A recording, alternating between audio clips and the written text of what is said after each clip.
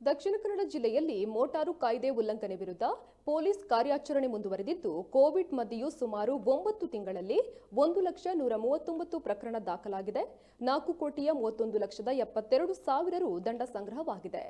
ನಗರ police commissionerate ವ್ಯಾಪ್ತಿಯಲ್ಲಿ ಸುಮಾರು 9 ತಿಂಗಳಲ್ಲಿ 53,898 ಪ್ರಕರಣಗಳು ದಾಖಲಾಗಿ 2,29,74,200 ರು ದಂಡ ಸಂಗ್ರಹವಾದರೆ, ದಕ್ಷಿಣ ಕನ್ನಡ ಜಿಲ್ಲಾ ಎಸ್ಪಿ ವ್ಯಾಪ್ತಿಯಲ್ಲಿ 46,241 ಪ್ರಕರಣ ದಾಖಲಾಗಿದ್ದು 2,01,07,800 ರು ದಂಡ ಸಂಗ್ರಹವಾಗಿದೆ.